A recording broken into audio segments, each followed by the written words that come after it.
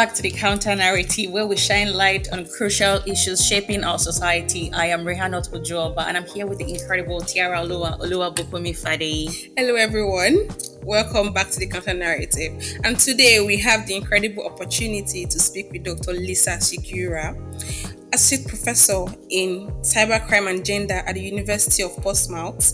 Lisa is an internationally recognized expert on online gender-based violence and technology-facilitated sexual violence. Through her extensive research and publications, Dr. Sugiura has delved into the language of cybersexism, the Incel community, online misogyny, and so much more. It's an honor to have you on the podcast. Hello. Hello, and thank you so much for inviting me. I'm delighted to be here. It's nice to have you. So we'll just go straight into the interview without any further ado.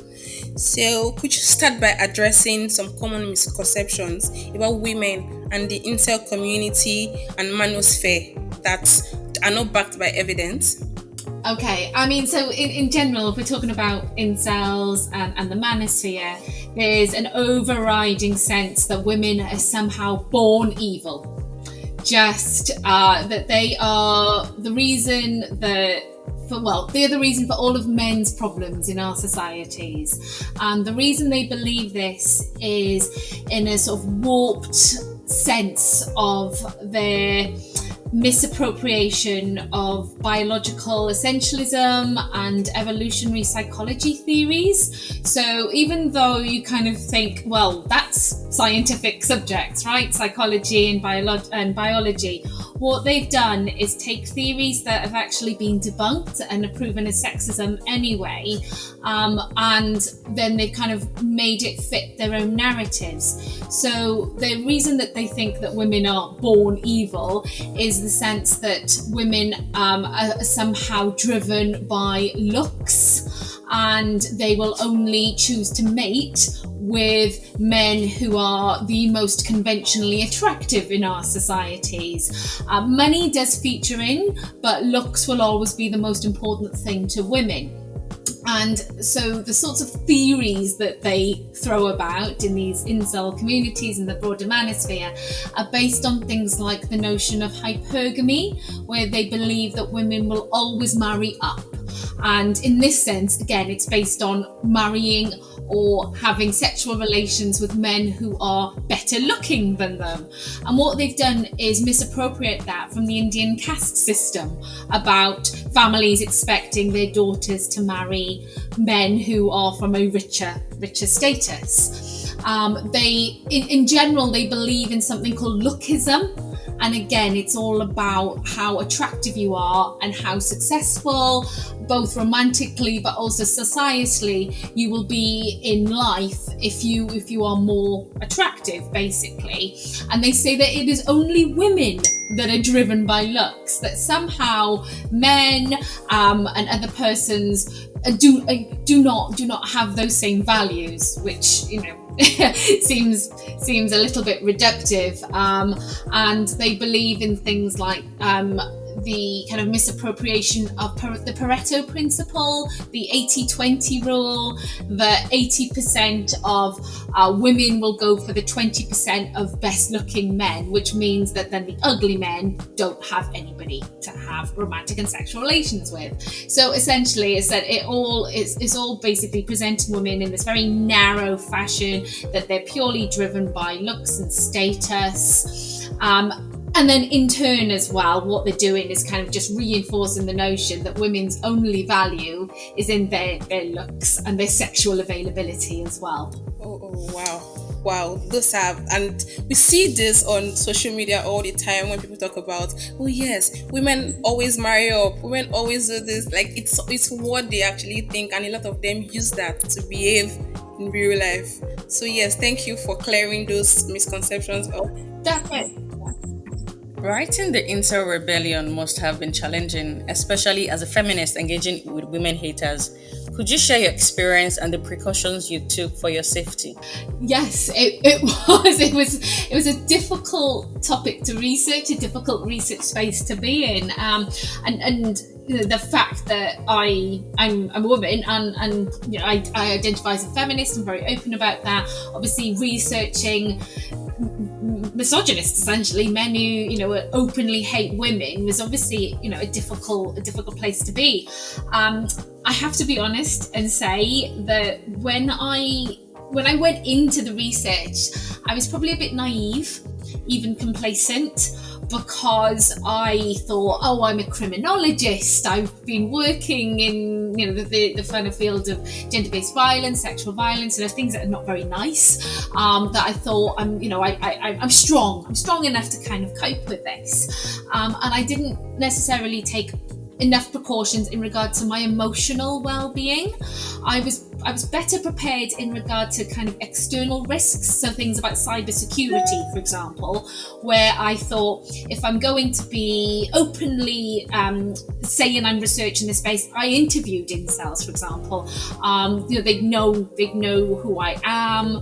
I thought I had to make sure that my identity was protected online, so I would check the privacy settings on all of my social media accounts. I would try to make sure that my professional accounts were very separate from my personal. It's not just myself I have to think about. I have to think about my family and friends as well. I don't want to expose them to any risks. So basically there's lots of Google searches on myself to see what was available, basically what they could find out about me, and then try and hide anything that I didn't want anybody to find out about me. So I was good in that respect. But then when it comes to the emotional labour of working in this space, as I said, I was probably a bit more naive, and I didn't have a plan in place to protect me from trauma and vicarious trauma.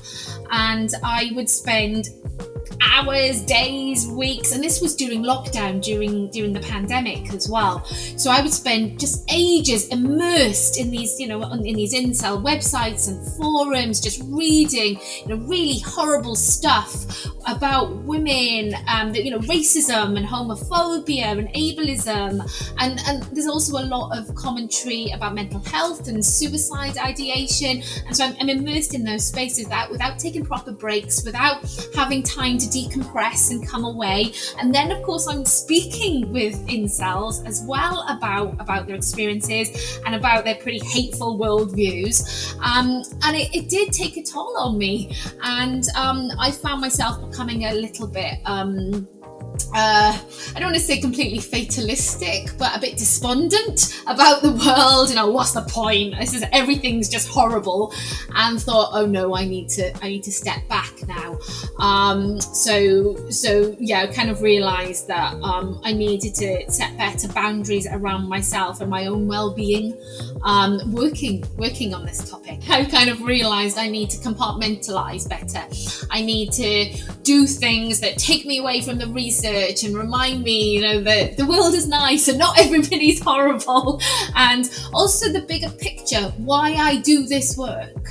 So why do I do this work? Because I want to make a change. I want to tackle inequality and gender-based violence. And so, it's reminding myself of that motivation, that this is worth it. But yeah, watching TV and films that had nothing to do with this subject, which wasn't always easy, because obviously these sorts of subjects are, very sensationalized in the media, aren't they?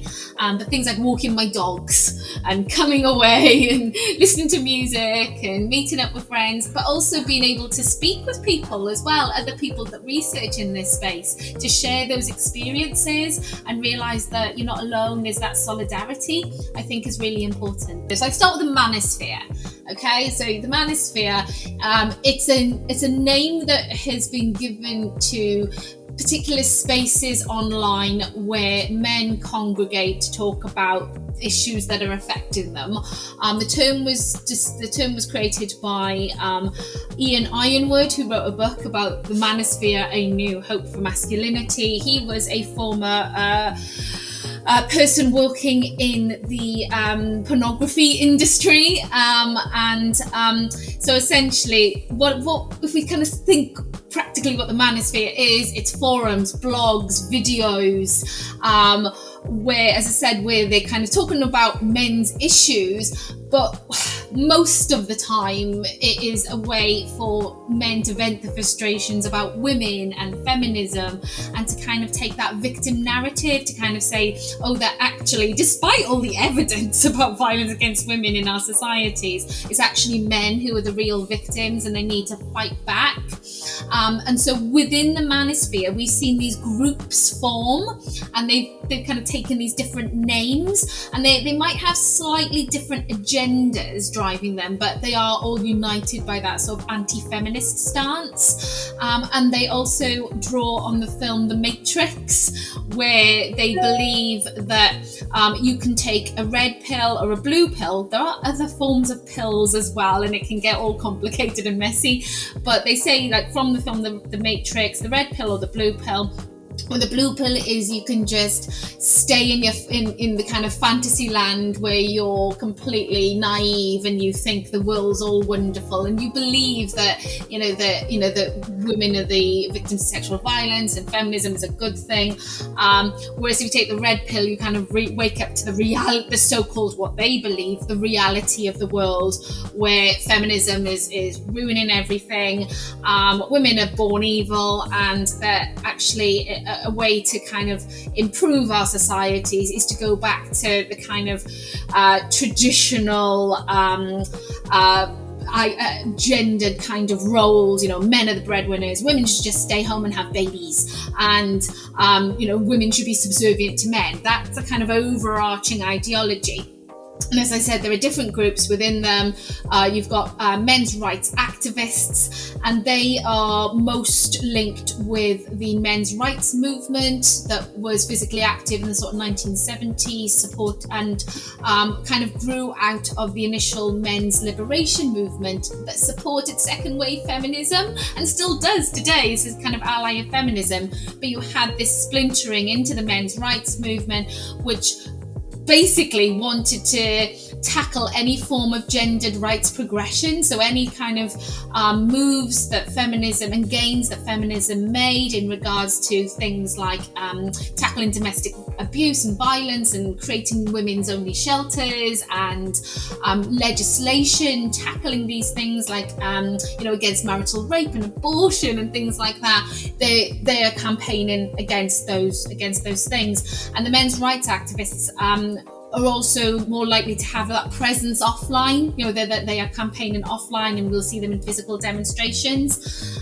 Then you'll have pickup artists, and this kind of group evolved more from the sort of mid-2000s self-help movement, particularly around Neil Strauss's The Game, and it's all about those techniques and tricks to fool women into having sex with men. Basically, women are just mere bodies to be tricked into having sex. And the kind of ideas of the pickup artists still remain pretty prevalent. They're still quite strong today, but you kind of see the crossover with the incels that I'll speak more about in a moment, where they're kind of, how can we get women to have sex with men, basically. And incels are the kind of aggrieved men that those tips and techniques are not working for them. So they kind of become more involved in the incel ideology.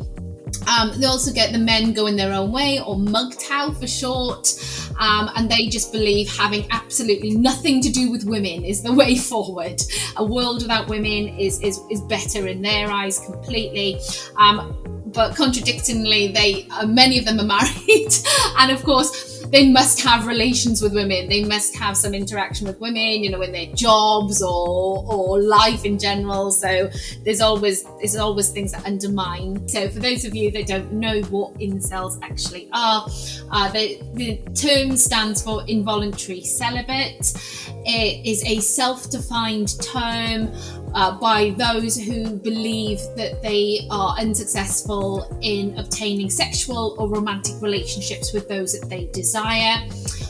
Originally, the term was created back in the sort of mid-1990s online as part of the so-called involuntary celibate project.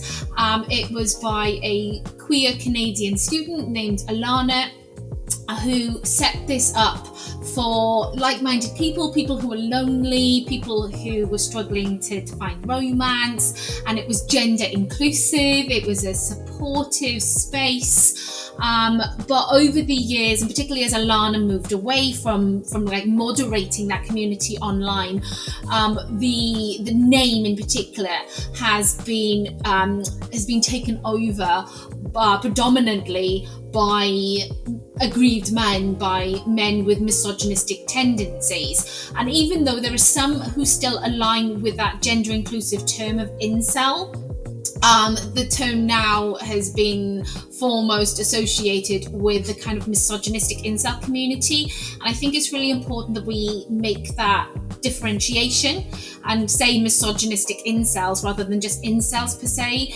and avoid homogenizing. And I think if we use that term misogynistic incel or incels, we realize how that is connected to broader structures of societal misogyny and male supremacism.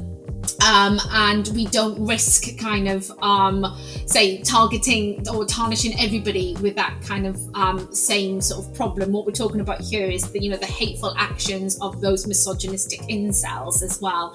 I think the reason they've obviously got so much attention over the past few years is how they've been increasingly linked to some really awful and tragic cases of mass violence, mass murder and attacks, predominantly in the US and Canada, linked with a case in the UK as well. But I think it's really important to understand them as one form, albeit a very extreme, exaggerated form of misogyny, and not see them as something isolated and kind of kept different online. They are like one of the more kind of contemporary iterations of misogyny. They're not something novel. Well, that's interesting. And I'd like to ask, are there women in the incel communities? And if they are, how are they treated in the community? How are they viewed? Yeah, so as I said, there's that kind of, it was originally gender inclusive for anybody, irrespective of sexual orientation, gender identity. Yes, there are women and they ordinarily identify themselves as femcells.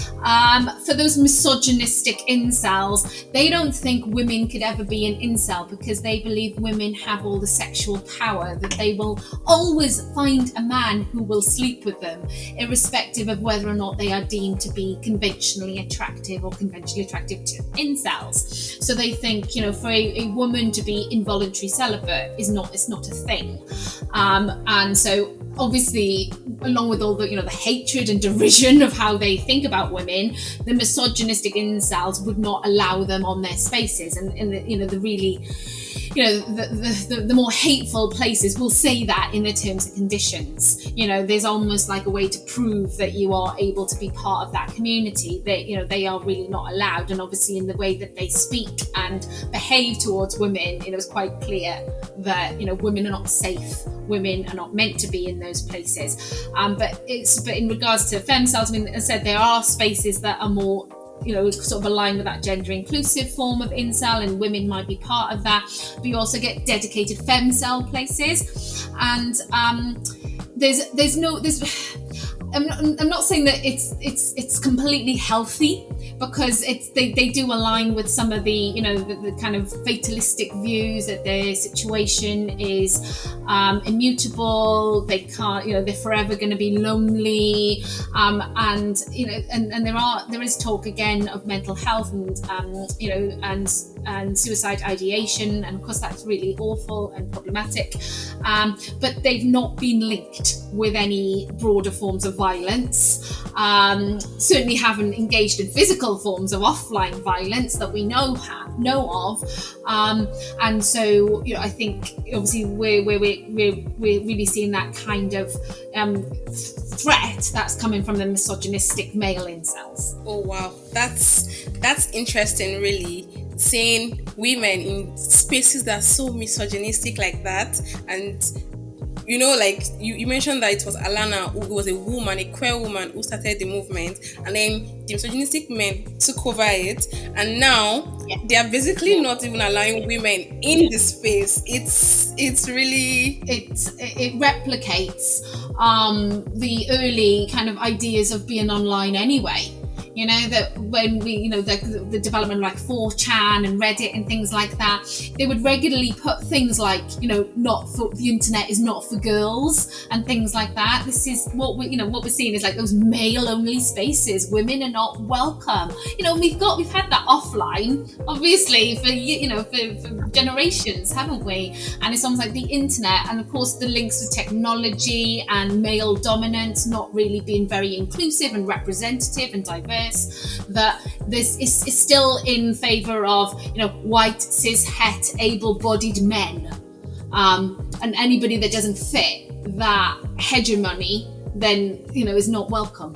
So you mentioned the fact that the incel community has a connection with fatality and how they view life. Is there also a connection with heterosexual pornography? Is there a connection between incel culture and heterosexual pornography? So it would be difficult to they don't really talk a lot about, for example, pornography consumption on the spaces that I engaged with anyway. And I suppose it's quite difficult to kind of see, to what extent pornography would make being would affect being an incel, if it makes them an incel or whatever.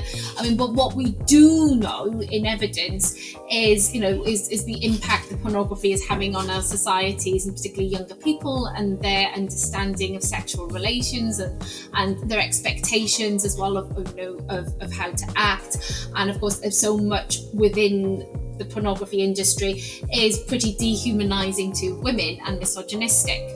And so a colleague and I, we did a study where we compared the language in violent pornography with that within the misogynistic incel community. And it's this isn't about saying either pornography or incels created misogyny. Rather, they're both tools within this. And we saw that there were many overlaps. So incels have created their own kind of special language, and they've made up all these pretty denigrating words for women and things.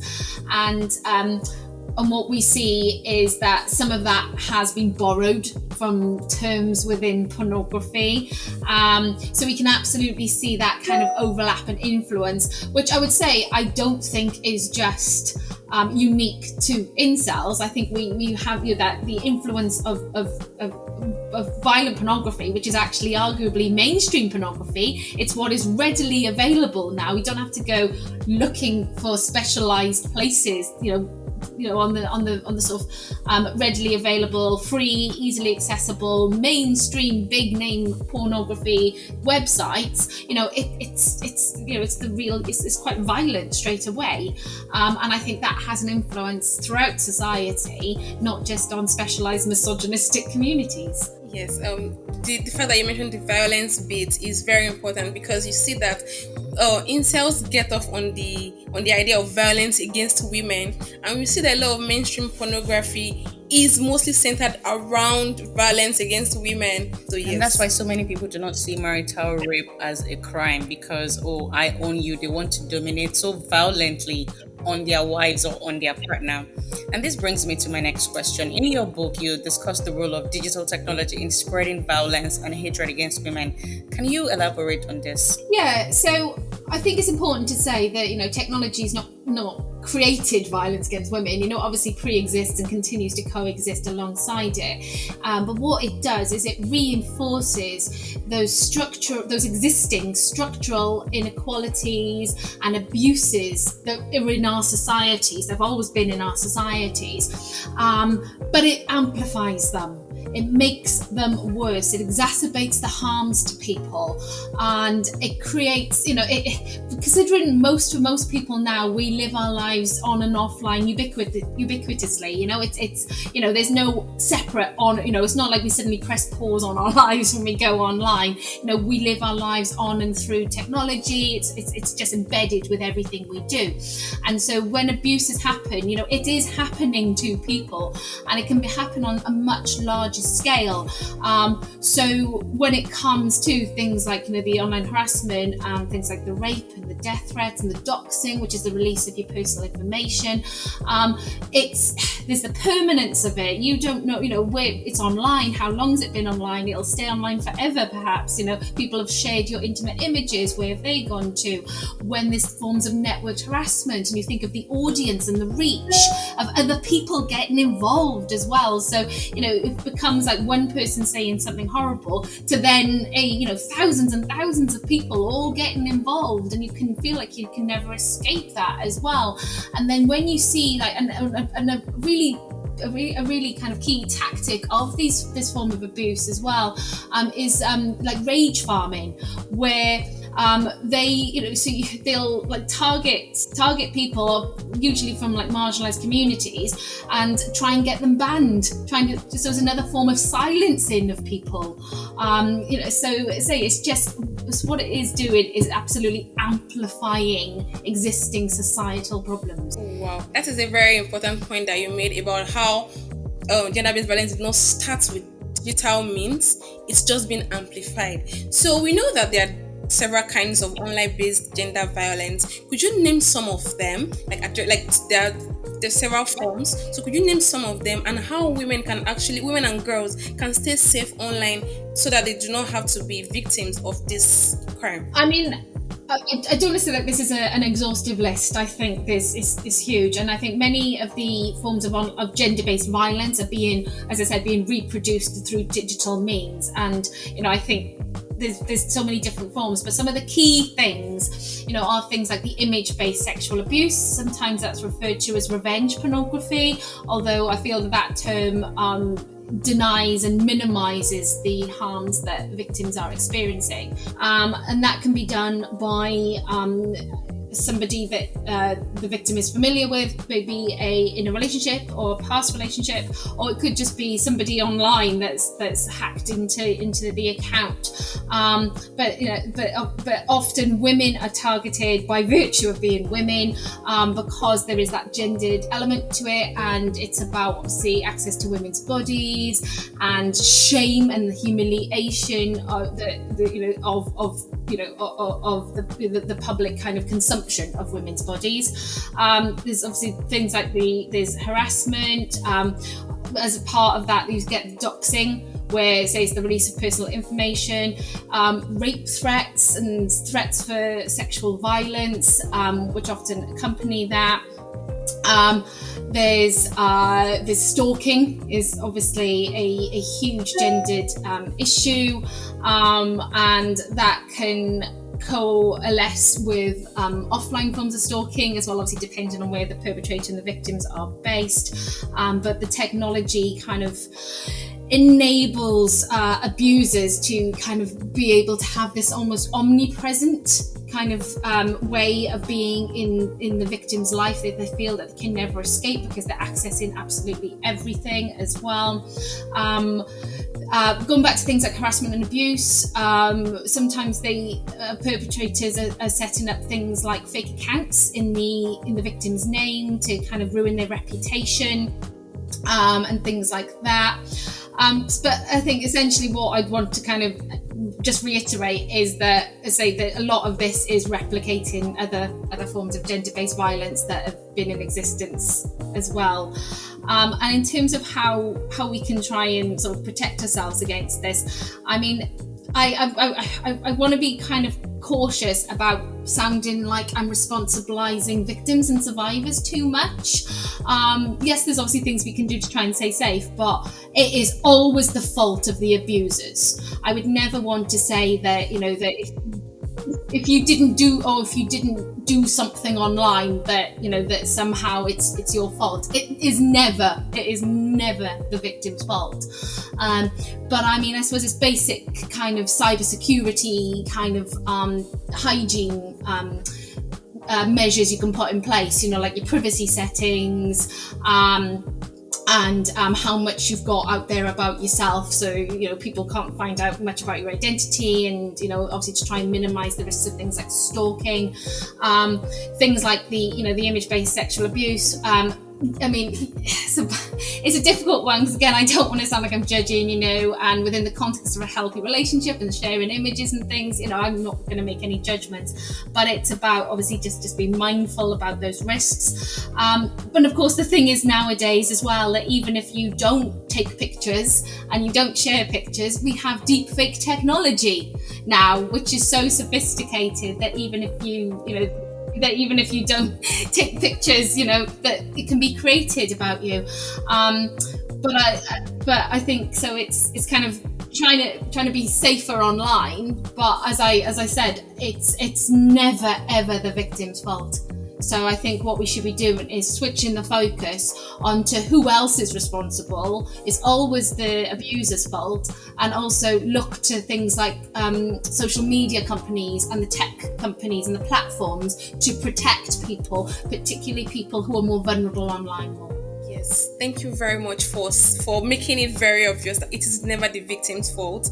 We have to shift our conversation, the focus on the perpetrators instead of the victims, because it is never their fault. So thank you very much for that. We have so many victims blaming themselves. They will say, oh, it was because of this thing that I said that I got punched in the face. And no matter how much you try to explain that, it wasn't because of what you said. Yeah. It is the perpetrator's fault for even hitting you in the first place. And that way, absolutely, just maybe so many victims are able to speak up on the issues of abuse and all forms of violence. And with the global rollback on women's rights, from the overturning of Roe versus Wade to the increase in femicide, what do you think is the driving force against this war on women? I think whenever there's progression, particularly in regards to rights of communities that have been marginalised, there does always seem to be a backlash, and I think there's a particular climate at the moment, and I'm going to get political. I think the rise of the far right, I think, is really kind of driving an agenda here, where they have tapped into insecurities within societies, and is saying that somehow we need to return to this traditional age, and that will solve, economic problems, that's going to solve all of these issues, and people are believing that. And I think there are, in particular, when it comes to the kind of war on gender and the war on women and feminism, I think there's three really key components, and I think the first is the fact that we have never tackled structural misogyny. It's there, it is in us, it's embedded in our societies, and I think the kind of the post-feminist kind of response that, women can vote. Can they all around the world? Women can do this and women can do that. And it's like, yeah, but we're not there. We're not in an equal society. And I think the fact that obviously that remains means that that's obviously going to be something that we still have to contend with. And as I said, there's that backlash to progression. And I think over the past maybe 10, 15 years, there's been a lot of activism. I think particularly with maybe more intersectional, fourth wave feminism, things like Me Too, which I appreciate, was, kind of taken over by Hollywood, but was a movement that was in existence a long time before that. But, that kind of more recognition about tackling sexual violence, and particularly male violence and aggression, against women. Lots and lots of conversations about that, which then has been used, to kind of say that this is somehow a war on men, and, so playing into that victim narrative. And then I think actually, thirdly, it's not to say that men don't have very real problems, because they absolutely do. I think, there are, men struggle with mental health as much. And in the UK, suicide rates for men are really, really high.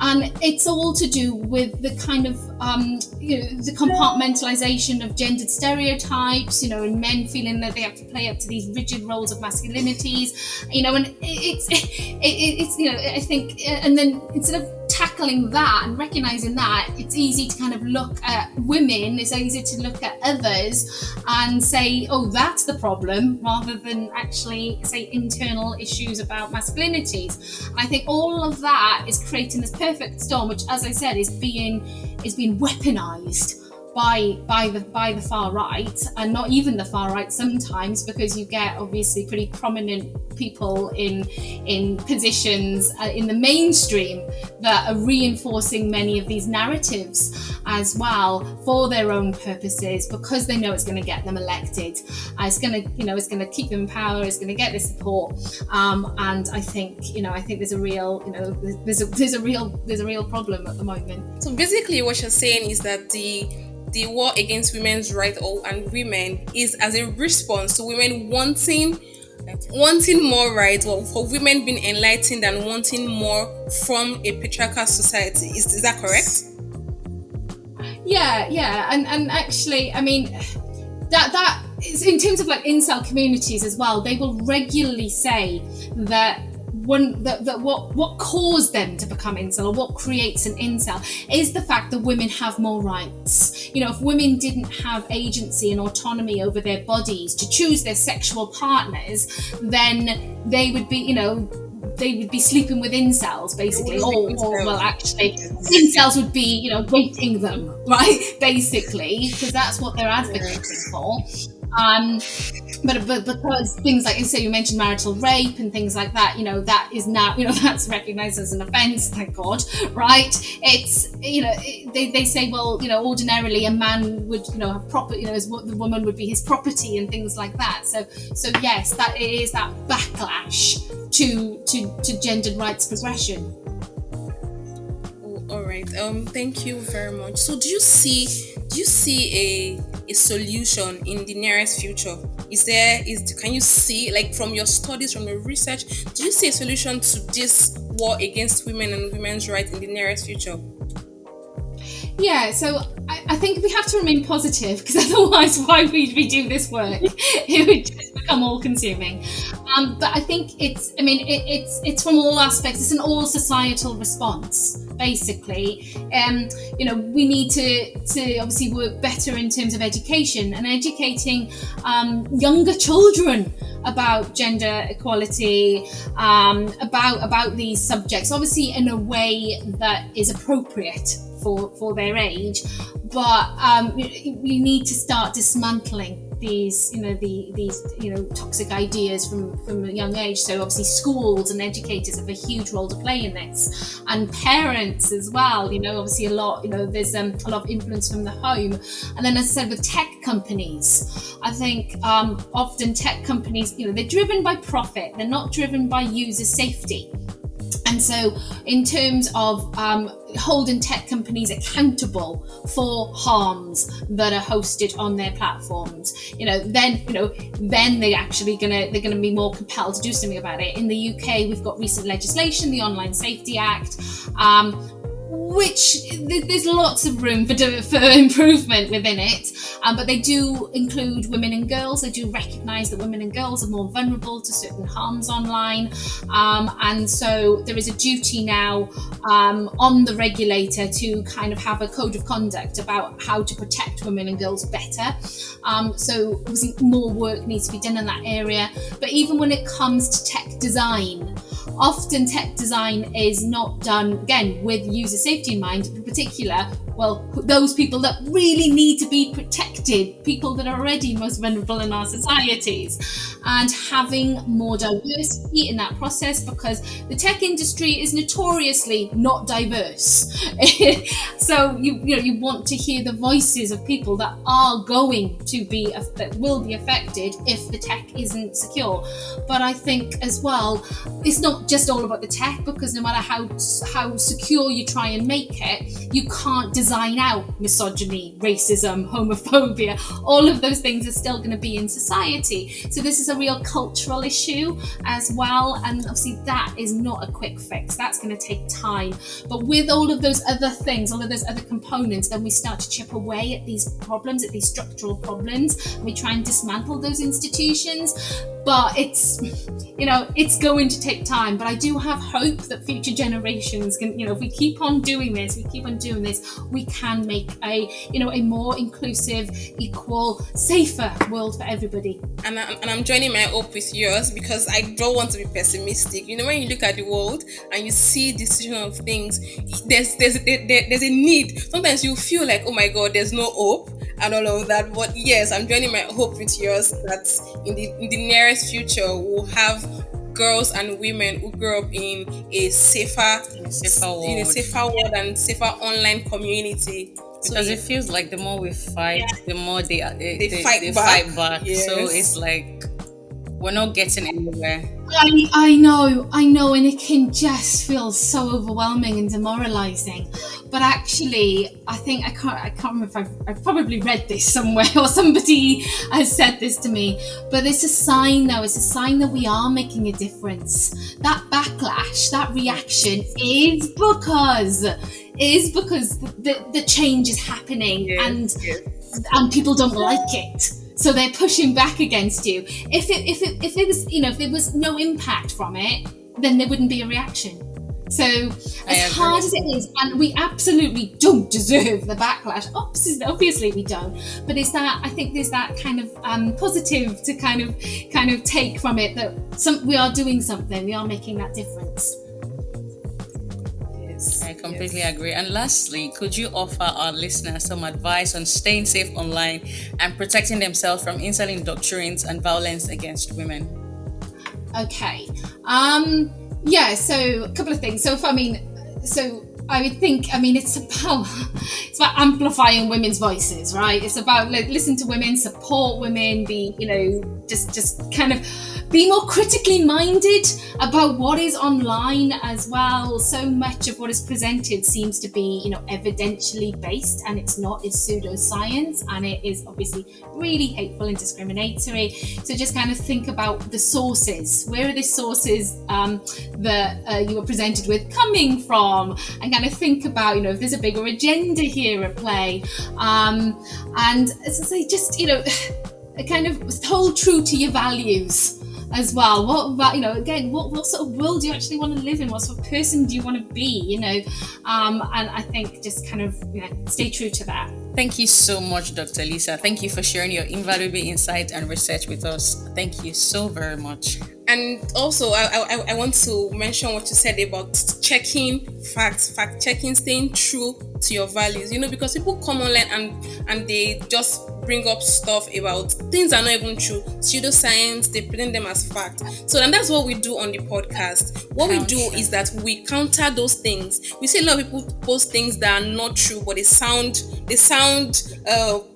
possible, and they have an audience that believes what they're saying. Yes. So what we do is that we look for data, we look for science, we look for research that actually does not back any, like when they say things like, oh, women are less intelligent.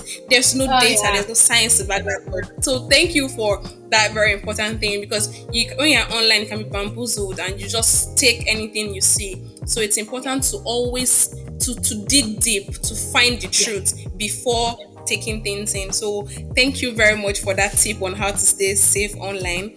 And to our listeners, we hope this episode has provided you with a deep understanding of the challenges and threats women face online and in society. And remember that awareness and education are key in fighting against gender-based violence, both online and offline. Stay informed, stay vigilant, and continue to support one another. Do not forget to subscribe to the Counter Narrative podcast for more enlightening discussion. Thank you so much. And you can follow us on social media. On Instagram, we're at the Counter Narrative Podcast, and on Twitter at the CN_podcast, and on TikTok at the Counter Narrative Podcast. Make sure you subscribe, you listen, and you share with your friends. Thank you. Bye.